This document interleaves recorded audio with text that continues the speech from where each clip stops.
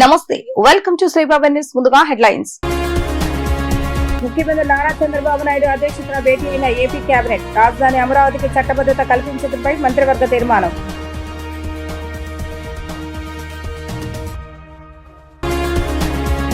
ఈ నెల 28న అసెంబ్లీ ప్రత్యేక సమావేశం. అమరావతి రాజధానిగా చట్టబద్ధత కోసమే ప్రత్యేక అసెంబ్లీ సమావేశాన్ని ఏర్పాటు చేశామన్న స్పీకర్ అయ్యన్న పాత్రుడు.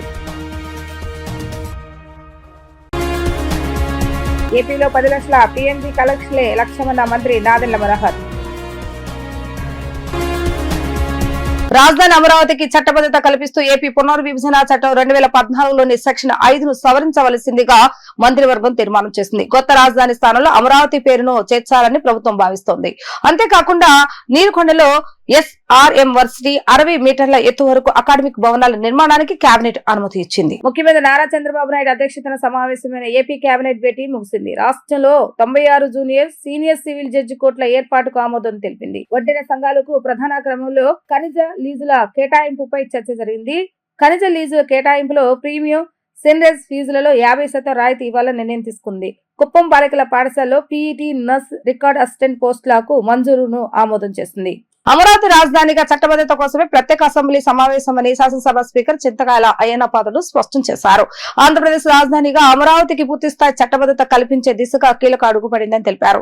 విజయవాడ అమరావతి ప్రాంతమే రాష్ట్ర రాజధానిగా ఉండాలని అసెంబ్లీలో ఏకగ్రీవ తీర్మానం చేసి వెంటనే కేంద్ర ప్రభుత్వానికి పంపనున్నట్లుగా ఆయన వివరించారు. ఈ నెల 28వ తేదీన ఉదయం 11 గంటలకు అసెంబ్లీ ప్రత్యేక సమావేశం నిర్వహిస్తున్నట్లుగా స్పీకర్ అయ్యన్న పాత్రుడు వెల్లడించారు.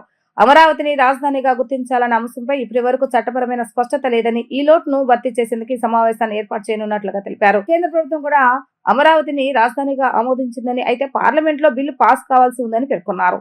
ఈ నెల 4వ తేదీ వరకు పార్లమెంట్ సమావేశాలు ఉన్నందున రాష్ట్ర అసెంబ్లీ చేసే తీర్మానాన్ని వెంటనే పార్లమెంట్ లో ప్రవేశపెట్టి చట్టం చేయించేలాగా నిర్ణయం తీసుకున్నట్లుగా తెలిపారు.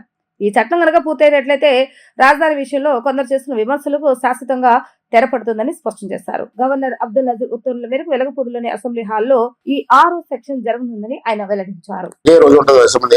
ఎందుకు పెడుతున్నామంటే సడన్ గా ఇప్పుడు వరకు మన రాజధాని చట్టబద్ధమైనటువంటి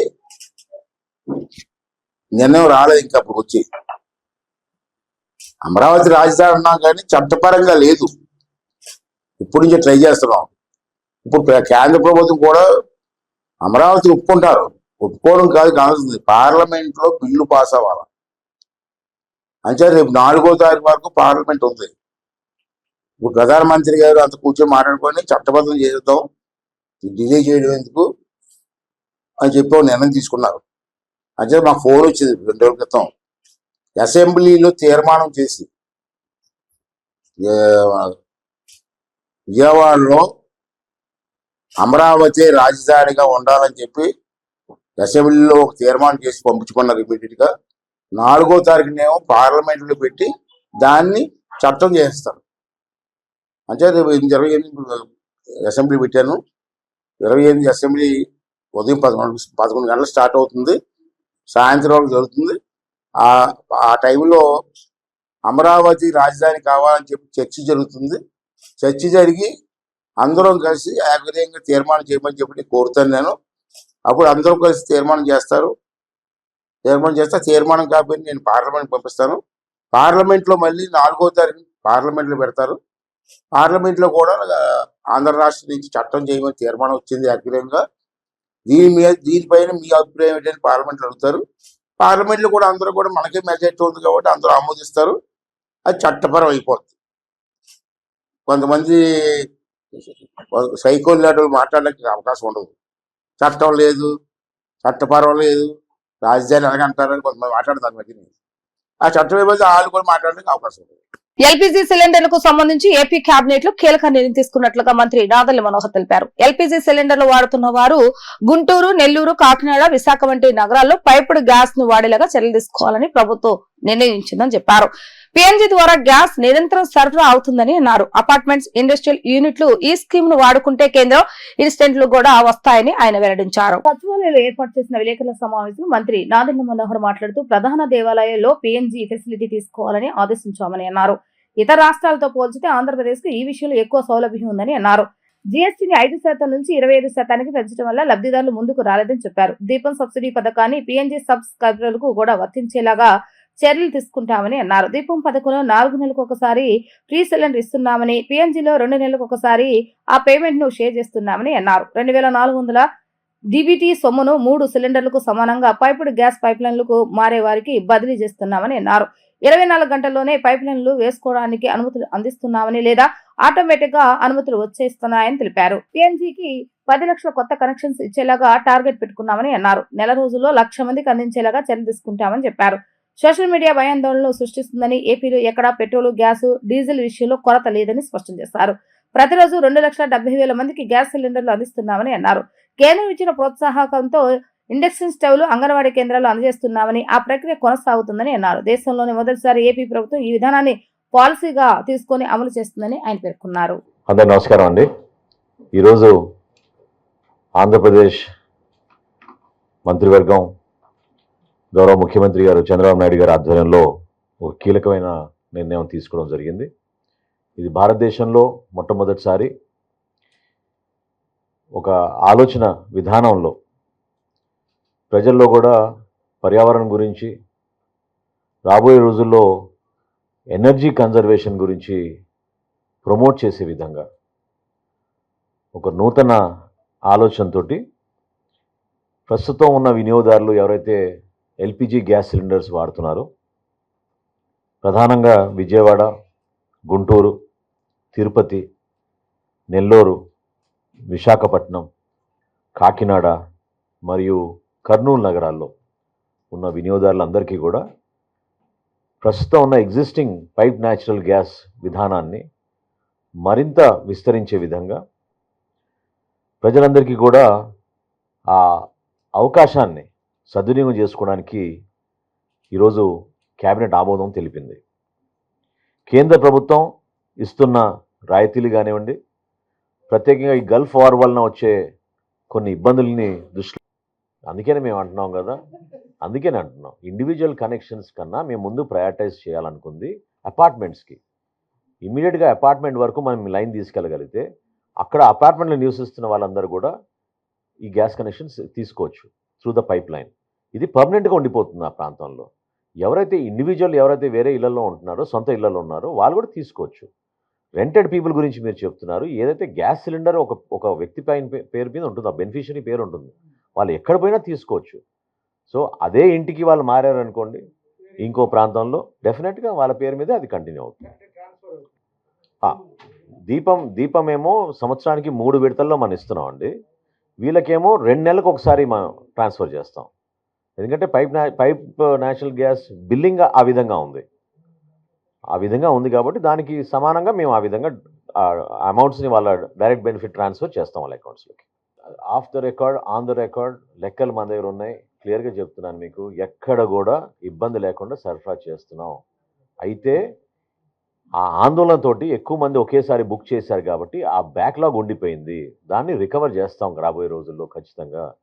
ఏ రాష్ట్రంలో ఎట్లా ఉందో మనకు అనవసరం. ఆంధ్రప్రదేశ్లో మాత్రం ఖచ్చితంగా మనకి ఆ కొరత లేదు. ఆ భరోసా మేము ఇస్తున్నాం. కేంద్ర ప్రభుత్వం నిన్న ఒక సర్క్యులర్ జారీ చేసింది. ఎవరైనా అనవసరంగా దీన్ని ఉపయోగించుకుని రేట్లు పెంచి వినియోగదారులను ఇబ్బంది పెడితే వాళ్ళపైన కేసులు నమోదు చేయమని చెప్పడం జరిగింది. అది కూడా మేము స్టడీ చేస్తున్నాం. దయచేసి అటువంటి పొరపాటు చేయొద్దు. సిట్యువేషన్ ఉపయోగించుకోవడానికి కొంతమంది బ్లాక్ మార్కెటింగ్ చేసినట్టు హోటల్స్ అండ్ రెస్టారెంట్స్ కూడా అట్లా కొంచెం ప్రయత్నం చేస్తున్నారు. డెఫినెట్గా అటువంటి పరిస్థితులు రానియకుండా మా డిపార్ట్మెంట్ నుంచి మేము తీసుకుంటాం. ఒక్క నిమిషం, కమిషనర్ గారు మీకు ఒకసారి ఫైనల్ బ్రీఫింగ్ చేస్తారు. మంత్రి గారు అన్నట్టుగా ఇప్పుడు సాధారణంగా మా దగ్గర 4,000 మెట్రిక్ టన్నులు డొమెస్టిక్ కనెక్షన్స్కి రోజుకి డిమాండ్ ఉంది. ఇవాళ ఇప్పుడు లాస్ట్ 7 days ఎవరేజ్ చూస్తూ ఉంటే కూడా సుమారుగా 3,800 మెట్రిక్ టన్నులు ఇప్పుడు కూడా రోజుకి సరఫరా చేయడం జరుగుతూ ఉంది. ఇంకొక విధంగా చూస్తూ ఉంటే 2,80,000 కనెక్షన్స్కి రీఫిల్ ఇవ్వడం జరుగుతూ ఉంటుంది సాధారణ పరిస్థితుల్లో. ఇప్పుడు కూడా దాదాపుగా నిన్న అయితే 3,01,000 మందికి ఇచ్చారు. సాధారణంగా అంటే ఓవరాల్ అవరేజ్ కూడా చూస్తూ ఉంటే 2,77,000 మందికి రోజుకి మేము అంటే గ్యాస్ ఏజెన్సీలు, ఇక్కడ ఉన్నటువంటి 1163 గ్యాస్ ఏజెన్సీలు వాళ్ళు రోజుకి సరఫరా చేస్తున్నారు. ఏ ఒక్క ప్రాంతంలో కూడా అంటే తాత్కాలికంగా ఏదైనా ఇబ్బంది పడి ఉంటే తప్ప దినమంతా గ్యాస్ లేదని ఇట్లాంటి డ్రైవ్ అవుట్ అనేది ఏ ఒక్క ఏజెన్సీ కూడా ప్రస్తుతానికి జరగలేదు. అది మా దగ్గర స్పష్టంగా మేము రోజుకి 2 సార్లు వివరాలు తీసుకుంటా ఉన్నామండి మా నెట్వర్క్ నుంచి. అయితే ఇంకొకటి సార్ చెప్పినట్టుగా అంటే సాధారణంగా అదే సుమారుగా 2,80,000 మంది బుకింగ్ చేస్తూ ఉంటారు. ఇప్పుడు మాత్రమే ఒకేసారి భయాందోళనకి గురై ఒకరోజు అయితే ఒక 5 లక్షల మంది కూడా బుకింగ్ చేయడం జరిగింది. అయితే దాన్ని దృష్టిలో పెట్టుకొని కేంద్ర ప్రభుత్వం కూడా నిర్దేశాలు ఇచ్చింది దట్ 25 రోజులు లోపు మరొకసారి బుకింగ్ చేయడం కుదరదు. అంటే అర్బన్ ఏరియాస్లో షహరీ ప్రాంతాలలో మనకి అట్లానే గ్రామీణ ప్రాంతాల్లో 45 డేస్ అనేది చెప్పారండి. సో అంతా మటుకు మాత్రమే అది పెట్టారు. ఎందుకంటే మరొకసారి అందరూ ఒకేసారి బుకింగ్కి వస్తే ఎవరికైతే నిజానికి అవసరం ఉందో వాళ్ళకి ఇబ్బంది పడుతూ ఉంటారని. కాబట్టి అంతవరకు ఎక్కడ కూడా ఇబ్బంది లేకుండా చర్యలు తీసుకుంటా ఉన్నామండి. రెండోది సార్ కూడా విజయవాడ ఇంద్రకీలాద్రిపై కొలువై ఉన్న శ్రీ కనకదుర్గమ్మ సన్నిధిలో నవరాత్రి ఉత్సవాలు 8వ రోజు అత్యంత వైభవపేతంగా జరుగుతున్నాయి. పుష్పాల సోయగంతో అమ్మవారి ఆలయం ఆధ్యాత్మిక కాంతులతో తలుక్కుమంది. అమ్మవారి వసంతోత్సవాల భాగంగా నిన్న అమ్మవారిని చామంతి సంపంగి పూలతో పుష్పార్చన గావించారు. విజయవాడ ఇంద్రకీలాద్రిపై వేంచేసి ఉన్న శ్రీ కనకదుర్గమ్మ సన్నిధిలో పుష్పాలంకరణ వేడుకలు అత్యంత వైభవపేతంగా జరుగుతున్నాయి. నేడు 8వ రోజు అమ్మవారిని చామంతి సంపంగి పూలతో పుష్పార్చన శాస్త్రోక్తంగా నిర్వహించారు. ఈ పుష్పాల సోయగంతో ఆలయ ప్రాంగణం అంతా ఆధ్యాత్మిక కాంతులతో విరాజిల్లింది. వేద మంత్రాలు, మంగళ వాయిద్యాల నడుమ ఈవో సేనానాయక్, చైర్మన్ బొర్రా రాధాకృష్ణ, పలువురు అధికారులు, పాలక మండలి సభ్యులు ఊరేగింపుగా తీసుకువెళ్లి అంతరాలయం నూతన యాగశాలకు తీసుకువెళ్లారు. రాష్ట్ర నలుమూల నుంచి తరలివచ్చిన భక్తులు పుష్పాలంకృతమైనటువంటి అమ్మవారిని దర్శించుకొని భక్తి పారవశ్యంలో మునిగిపోయారు. అమ్మవారికి ప్రీతిపాత్రమైన ఈ పుష్ప సేవలో పాల్గొనడం వల్ల మనశ్శాంతి, ఐశ్వర్యం సిద్ధిస్తాయని భక్తులు నమ్మకాన్ని వ్యక్తం చేస్తున్నారు. ఈ నెల 28వ తేదీతో వసంత నవరాత్రి ఉత్సవాలు ముగియనున్నాయి.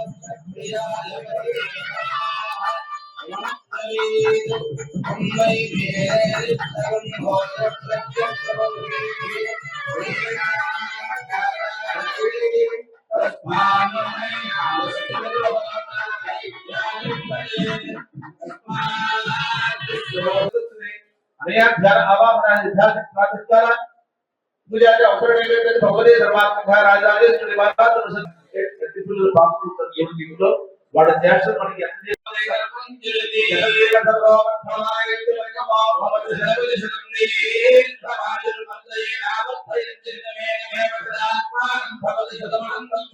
మార్కాపురం జిల్లా రాయవరం సమీపంలో జరిగిన బస్సు ప్రమాదంపై ఏపీ సీఎం చంద్రబాబు నాయుడు సమీక్ష నిర్వహించారు. క్షతగాత్రులకు మెరుగైన వైద్యంతో పాటు బాధితులకు నష్టపరిహారం చెల్లించాలని సీఎం చంద్రబాబు నాయుడు ఆదేశించారు. మార్కాపురం జిల్లా రాయవరం సమీపంలో జరిగిన బస్సు ప్రమాదంపై ఏపీ సీఎం చంద్రబాబు నాయుడు సమీక్ష నిర్వహించారు. ఈ సమీక్షకు మంత్రులు అనిత, జనార్దన్ రెడ్డి ఉన్నతాధికారులు హాజరయ్యారు. ప్రమాదం తీరుపై ప్రాథమిక సమాచారాన్ని సీఎం కు జిల్లా కలెక్టర్ ఎస్పీ వివరించారు. ప్రమాద సమయంలో బస్సులో మొత్తం 35 మంది ఉన్నారని సీఎం చంద్రబాబు నాయుడుకు అధికారులు తెలిపారు. వారిలో 13 మంది మృతి చెందగా 22 మంది గాయపడినట్లుగా వివరించారు. క్షతగాత్రుల్లో 3 పరిస్థితి విషమంగా ఉందని అన్నారు. ప్రమాదానికి గురైన హరికృష్ణ ట్రావెల్స్ బస్సుల తెలంగాణ జగిత్యాల నుంచి వస్తున్నట్లుగా చెప్పారు. బస్ డ్రైవర్ ను విచారిస్తే స్టీరింగ్ స్టక్ అయినట్లుగా చెప్పారని సీఎంకు అధికారులు తెలిపారు. క్షతగాత్రులకు మెరుగైన వైద్యంతో పాటు బాధితులకు నష్టపరిహారం చెల్లించాలని సీఎం చంద్రబాబు నాయుడు ఆదేశించారు. 5 ఏళ్లు రాష్ట్రాన్ని తన గుప్పిట్లో పెట్టుకుని నిరంకుశంగా పాలించిన జగన్మోహన్ రెడ్డి పరిస్థితి నేడు దయనీయంగా మారిందని టీడీపీ పాలిట్ బ్యూరో సభ్యులు వర్లరామయ్య విమర్శించారు. ఒకప్పుడు ముఖ్యమంత్రిగా ఉన్న వ్యక్తికి ఇప్పుడు ప్రతిపక్ష హోదా కూడా లేకపోవడం ఆయన స్వయంకృత అపరాధమేనని అన్నారు. రాష్ట్రంలో మద్యం కుంభకోణం ద్వారా వేల కోట్ల రూపాయలు దోచుకున్నారని ఆరోపించారు. ఈ వ్యవహారంలో అసలు సూత్రధారి ఎవరో బయటపడాల్సి ఉందని అన్నారు. అక్రమాస్తుల కేసులు, సిబిఐ విచారణలో కల్తీ మద్యం కేసులు జగన్ చుట్టుముట్టాయని, 5 ఏళ్లుగా కండిషనల్ బెయిల్ పై ఉన్న నాయకుడిగా ఆయన రికార్డు సృష్టించారని వ్యాఖ్యానించారు. సార్, అందరికీ నమస్కారం అండి. గౌరవ జగన్మోహన్ రెడ్డి గారు మన రాష్ట్రానికి 5 సంవత్సరాలు ముఖ్యమంత్రిగా పనిచేసిన వ్యక్తి. ఈనాడు దురదృష్టం 11 సీట్లకే పరిమితమై ప్రతిపక్ష హోదా కూడా దక్కని దుస్థితిలో ఉన్నారు ఆయన రాజకీయంగా. అతని పరిస్థితి ఈ రోజున ఒక రాజకీయ పార్టీకి అధ్యక్షుడు, రాష్ట్రానికి 5 సంవత్సరాలు ముఖ్యమంత్రిగా చేసిన వ్యక్తి, వాళ్ళ నాన్నగారు కూడా చాలా కాలం ముఖ్యమంత్రిగా పనిచేశారు. ఒక రాజకీయ కుటుంబ నేపథ్యం, నోబడి కెన్ డినై ఇట్. కానీ ఈ రోజున గౌరవ జగన్మోహన్ రెడ్డి గారి పరిస్థితి కుడితిలో పడ్డ ఎలుకలాగా కొట్టుమిట్టాడుతూ ఉన్నాడు. కుడితిలో పడ్డ ఎలుకలాగా. ఎందుకు? నిరాశ నిస్పృహలతోటి కొట్టుమిట్టాడుతున్నాడు జగన్మోహన్ రెడ్డి గారు. ఏమిటి ఆ పరిస్థితి? ఏమిటి వర్లరామయ్య గారు అని అడగొచ్చు మీరు. అడిగితే సమాధానం, ఒక పక్క కల్తీ లడ్డు కేసు, టీటీడీ స్వామివారి కల్తీ లడ్డు కేసు. అల్టిమేట్గా ఈయనే కదా, ఇదే కదా. 3,500 కోట్ల రూపాయల మద్యం కుంభకోణం కేసు. అంతిమ లబ్ధిదారు ఎవరు అని మనం అడుగుతున్నాం. మొన్న కూడా నేను ప్రెస్ మీట్ పెట్టా. సిట్ని నేను రిక్వెస్ట్ చేసా, అంతిమ లబ్ధిదారు ఎవరు? ఈ డబ్బు అంతా ఎక్కడికి పోయింది? అతను కసిరెడ్డి ఒక్కడు కొట్టేస్తాడా? ధనుంజయ రెడ్డి ఒక్కడు కొట్టేస్తాడా? కృష్ణమోహన్ రెడ్డి ఒక్కడు కొట్టేస్తాడా? చెవిరెడ్డి ఒక్కడే కొట్టేస్తాడా? ఆ రెడ్డి కొట్టేస్తాడా? ఈ రెడ్డి కొట్టేస్తాడా? ఏ రెడ్డి కొట్టేస్తాడు? అసలు వాడెవడు? అదొక పక్కన ఆయనకి. కల్తీ మద్యం కేసు, జోగి రమేష్ నేపథ్యంలో జరిగిన కల్తీ మద్యం కేసులో అదొక్కడే కొట్టేస్తాడా జోగి రమేష్? అల్టిమేట్ ఎవరు? అంతిమ లబ్ధిదారుడు ఎవరు? అదొక పక్కన కేసు. 43,000 కోట్ల రూపాయలు అన్యాయక్రాంతం చేశాడని సిబిఐ ఇన్వెస్టిగేట్ చేసింది, ఛార్జ్షీట్లు వేసింది, 11 కేసులు ఛార్జ్షీట్లు. అదొక పక్కన. ఎన్ఫోర్స్మెంట్ డైరెక్టరేట్ 5 ఛార్జ్షీట్లు వేసింది. అదొక పక్కన. ఈనాడు తల్లి చెల్లి గల్లీలో తిరుగుతున్నారు, వాళ్ళు రోడ్ల మీద పడ్డారు. మా ఆస్తుల పంపకం సరిగా జరగలేదు, ఆస్తులని మా అన్న ఒక్కడే కొట్టేశాడు, మా నాన్నగారు నాకు ఇవ్వమన్న ఆస్తులు కూడా సరిగా ఇవ్వలేదు. రాష్ట్రంలోని కూటమి ప్రభుత్వం విద్యారంగానికి పెద్దపీట వేసిందని విద్యాశాఖ మంత్రి నారా లోకేష్ విద్యార్థుల్లోని నైపుణ్యాన్ని వెలికి తీసే విధంగా వినూత్న మార్పులు తీసుకొచ్చారని సాంఘిక సంక్షేమ శాఖ మంత్రి గుమ్మడి సంధ్యారాణి కొనియాడారు. ప్రభుత్వం అందించే ప్రోత్సాహకాలతో పాటు గవర్నమెంట్ కళాశాలలో ఉత్తమ ప్రతిభ కనపరిచిన బాలికలకు మల్బా ట్రస్ట్ ద్వారా స్కాలర్షిప్ ను అందజేయడం అభినందనీయమని అన్నారు. రానున్న కాలంలో మల్బా ట్రస్ట్ ద్వారా మరిన్ని సామాజిక కార్యక్రమాలు నిర్వహించాలని ఆకాంక్షించారు. తుమ్మలపల్లి కళాక్షేత్రంలో మల్బా చారిటబుల్ ట్రస్ట్ ఆధ్వర్యంలో గవర్నమెంట్ కళాశాలలో ప్రతిభావంతులైన విద్యార్థులకు స్కాలర్షిప్ ను పంపిణీ కార్యక్రమం నిర్వహించడం జరిగింది. ఈ కార్యక్రమంలో సాంఘిక సంక్షేమ శాఖ మంత్రి గుమ్మడి సంధ్యారాణి, తూర్పు నియోజకవర్గ MLA Gadde Rammohan, Bonda Sujatha, P K Siraj, head retail operations Siddhartha మహిళా కళాశాల ప్రిన్సిపల్ పద్మజ తదితరులు పాల్గొన్నారు. ముందుగా గవర్నమెంట్ కళాశాల ఉత్తమ ప్రతిభ కనబరిచిన విద్యార్థులకు స్కాలర్షిప్లను మల్బార్ చారిటబుల్ ట్రస్ట్ ఆధ్వర్యంలో పంపిణీ చేశారు. సందర్భంగా మంత్రి గుమ్మడి సంధ్యారాణి మాట్లాడుతూ మల్బార్ ట్రస్ట్ ద్వారా అనేక సేవా సామాజిక కార్యక్రమాలు నిర్వహించడం అభినందనీయమని అన్నారు. ప్రతిభావంతులైన విద్యార్థులకు స్కాలర్షిప్లు పంపిణీ చేసి వారిని ప్రోత్సహించడం ముదాహమని అన్నారు. రాష్ట్రంలోని కూటమి ప్రభుత్వం ముఖ్యంగా విద్యాశాఖ మంత్రి నారా లోకేష్ ప్రభుత్వ కళాశాల అభివృద్ధికి కృషి చేస్తున్నారని ఆమె కొనియాడారు. అనంతరం Malabar trust retail operations head P K. Siraj మాట్లాడుతూ మల్బార్ ట్రస్ట్ ద్వారా సేవా సామాజిక కార్యక్రమాలు నిర్వహిస్తున్నామని 6 ప్రాంతాల్లో మల్బార్ ట్రస్ట్ ద్వారా సామాజిక కార్యక్రమాల భాగంగా బాలికల విద్య కోసం సుమారు 3 కోట్ల రూపాయలను స్కాలర్షిప్ రూపంలో అందిస్తున్నట్లుగా తెలిపారు. 113 నగరాల్లో నిరాశ్రులకి పేదవారికి ఫుడ్ అందిస్తున్నామని, నిరాశ్రులకు పునరావాస కేంద్రాలు ఏర్పాటు చేసినట్లుగా తెలిపారు. రానున్న కాలంలో మరిన్ని సేవా కార్యక్రమాలు నిర్వహిస్తున్నామని చెప్పారు. ఈ కార్యక్రమంలో deputy head marketing Rakesh Kumar, Murali, Krishnabaina తదితరులు పాల్గొన్నారు.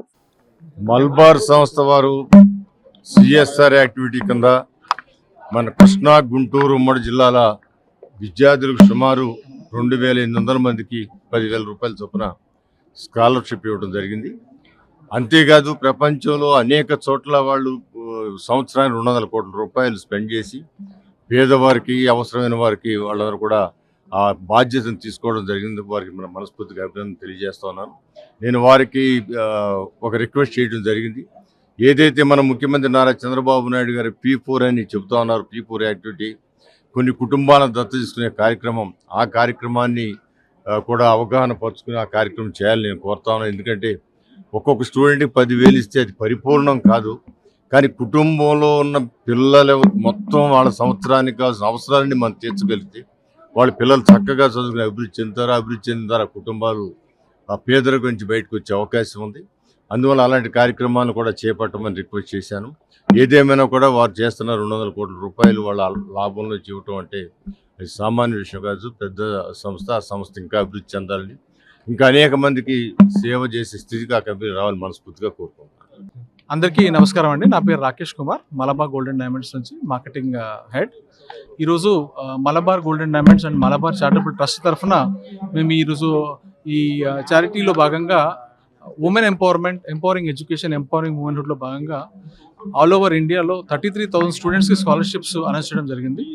అందులో భాగంగా మన ఆంధ్రప్రదేశ్లో 2,800 స్టూడెంట్స్కి అక్రాస్ మా 22 షోరూమ్స్ నుంచి కూడా ఈ స్కాలర్షిప్స్ని మేము 2.52 crore బడ్జెట్తో ఈ స్కాలర్షిప్స్ని అనౌన్స్ చేయడం జరిగింది. అలాగే మలబార్ గోల్డెన్ డైమండ్స్ ఎడ్యుకేషన్తో పాటు హంగర్ ఫ్రీ వరల్డ్ కింద దేశవ్యాప్తంగా కూడా 105,000 మందికి ప్రతిరోజు భోజన సదుపాయం కల్పించడం జరుగుతుంది. అలాగే గ్రాండ్ మా హోమ్ని ఎస్టాబ్లిష్ చేసి ఎవరైతే లేడీస్ వాళ్ళ కుటుంబాన్ని కోల్పోయారో, లేకపోతే కుటుంబానికి దూరంగా ఉన్నారో వారికి సహాయ సహకారాలు అందిస్తూ, వాళ్ళకి వైద్యము ఇలాంటివన్నీ ప్రొవైడ్ చేస్తూ, బెస్ట్ సర్వీసెస్ ఇస్తూ మళ్ళీ వాళ్ళ ఫ్యామిలీస్తో కలిసే విధంగా గ్రాండ్ మా హోమ్ని ఎస్టాబ్లిష్ చేయడం, ఇలాంటి వైద్య, విద్య ఇలాంటి రంగాల్లో మా మలబార్ చారిటబుల్ ట్రస్ట్ నుంచి మా వంతు కృషిగా ఎవరైతే నీడి ఉన్నారో వాళ్ళకి సహాయం చేయడం జరుగుతుంది. మరొకసారి Malabar golden diamonds, Malabar charitable trust తరఫున ఈ సంవత్సరం ఈ రానున్న ఫైనాన్షియల్ ఇయర్ గాను 2026-27కి 200 కోట్ల రూపాయల చారిటీని మేము ఈ అన్ని కార్యక్రమాల్లో స్పెండ్ చేయడానికి ఈరోజు అనౌన్స్మెంట్ చేయడం జరిగింది. మరొకసారి మలబార్ గోల్డెన్ డైమండ్స్ తరఫున మా పత్రికా విలేకరులకు ఈరోజు స్కాలర్షిప్స్ అందుకుంటున్న అందరు స్టూడెంట్స్కి కృతజ్ఞతలు తెలుపుకుంటూ సెలవు తీసుకుంటున్నాను. Thank you. అందరికీ నమస్కారం. మలబార్ గోల్డ్ సంస్థలన్నీ కూడా ఈరోజు ఒక మంచి కార్యక్రమానికి శ్రీకారం చుట్టాయి. దాదాపు 33 సంవత్సరాలుగా వారు చేస్తున్నటువంటి కృషి మనం అందరూ కూడా అభినందించాల్సిన విషయం.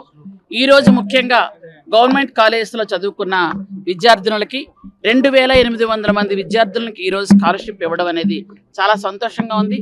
ప్రతి సంవత్సరం మనం 5% వాళ్ళు ఇవ్వటం అనేది చాలా సంతోషం. ఈ సంవత్సరం 200 కోట్లు పేద విద్యార్థులకు, అలాగే వాళ్ళ విద్య, వైద్యానికి, వాళ్ళ ఆకలి తీర్చడానికి, అలాగే త్రాగునీటి అవసరాలకు కూడా ఖర్చు పెడతామని వాళ్ళు ప్రకటించడం చాలా సంతోషకరమైన విషయం. ఇదే విధానాన్ని ఈరోజు మన గౌరవ ముఖ్యమంత్రి నారా చంద్రబాబు నాయుడు గారు P4 విధానం అని స్టార్ట్ చేశారు. ఈ విధానంలో వాళ్ళు కూడా భాగస్వాములు అయితే చాలామంది పేదవాళ్ళకి ఈరోజు చాలా రకాలుగా అవసరాలు తీర్చడానికి ముందుకు రావచ్చని ఇక్కడ నేను కానీ ఎమ్మెల్యే రామ్మోహన్ రావు గారు కానీ చెప్పడం కూడా జరిగింది. కాబట్టి చాలా సంవత్సరాలుగా దాదాపు 20 రాష్ట్రాల్లో 1500 ప్రాంతాల్లో వాళ్ళు చేస్తున్నటువంటి సేవలన్నీ కూడా మనం అభినందించాలి.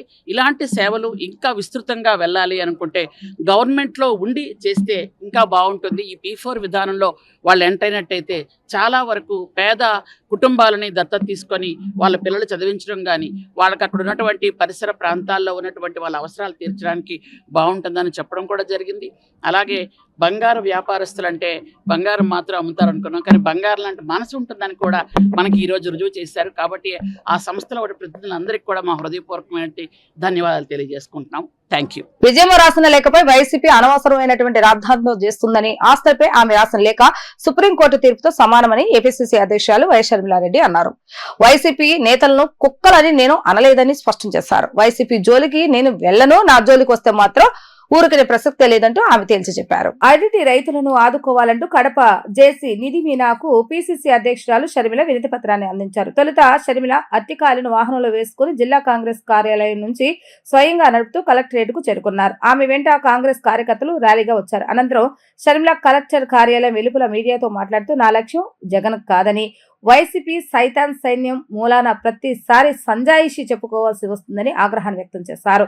జగన్ మార్చి 11, 2024 బనానా ఇంటిగ్రేటెడ్ ప్లాంట్ పులివెందులలో ప్రారంభించారు. ఇది ఎన్నికల కోసం చేసిన స్టంట్ మాత్రమే. ఆ రోజు ప్లాంట్ లో కనీస వసతులు లేవు. నేను ప్రభుత్వాన్ని మాత్రమే ప్రశ్నించా.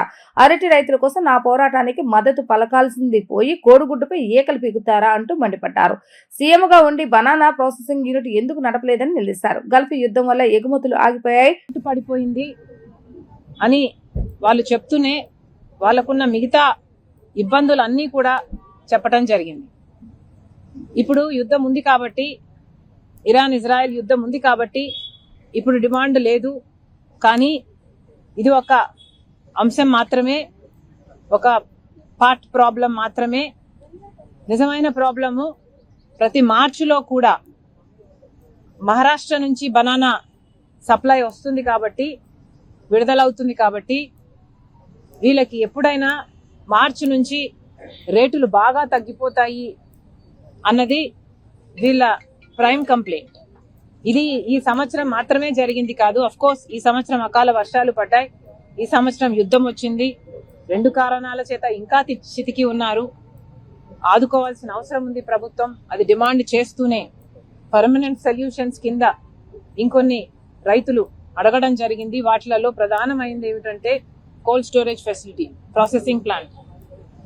అమ్మా, ఫిబ్రవరి వరకు 26,000 రూపాయలు టన్ను పలికితే మార్చి నెల వచ్చేసరికి ప్రతి సంవత్సరం కూడా ధరలు దారుణంగా పడిపోతాయి.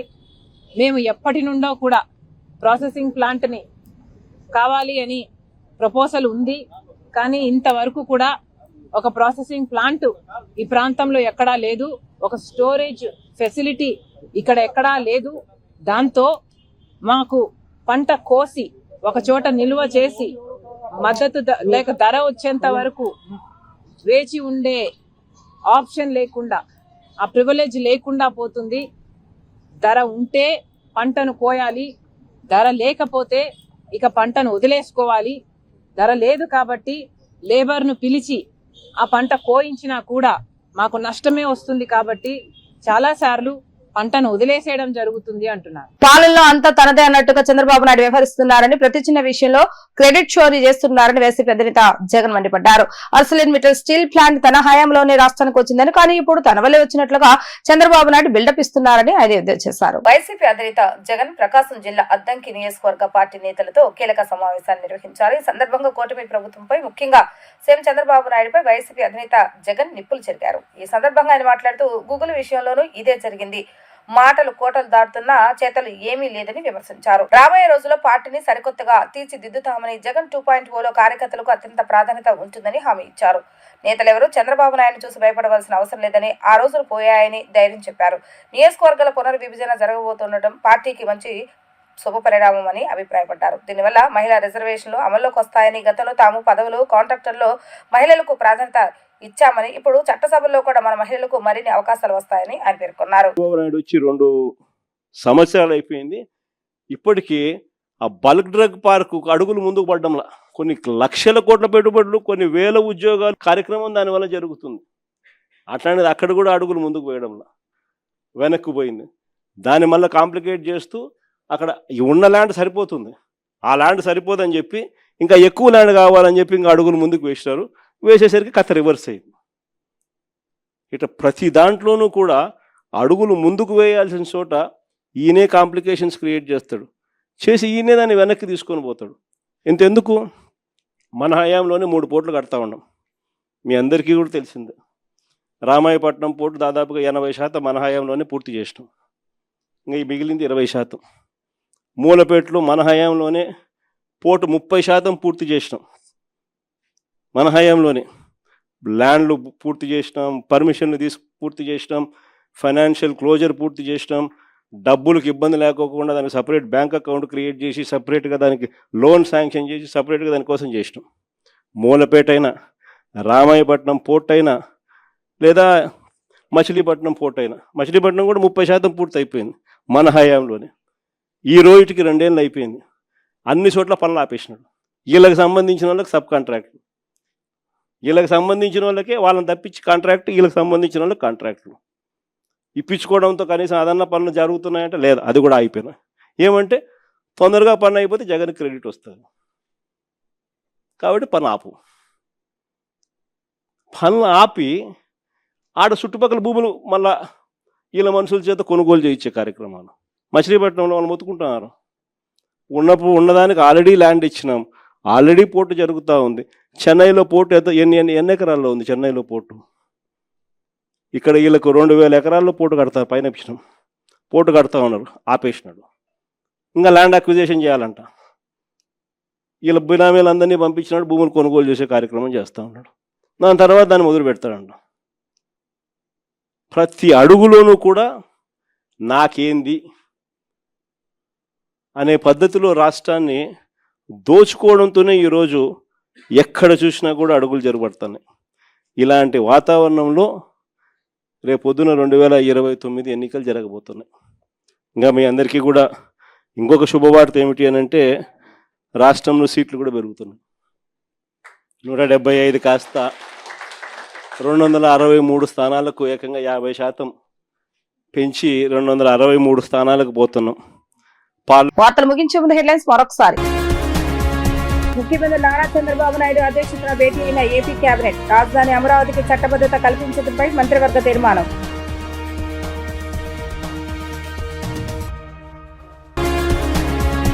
ఈ నెల 28న అసెంబ్లీ ప్రత్యేక సమావేశం. అమరావతి రాజధానిగా చట్టబద్ధత కోసమే ప్రత్యేక అసెంబ్లీ సమావేశాన్ని ఏర్పాటు చేశామన్న స్పీకర్ అయ్యన్న పాత్రుడు. ఏపీలో 10 లక్షల PNG కలెక్షన్లే లక్ష్యమన్న మంత్రి నాదెండ్ల మనోహర్.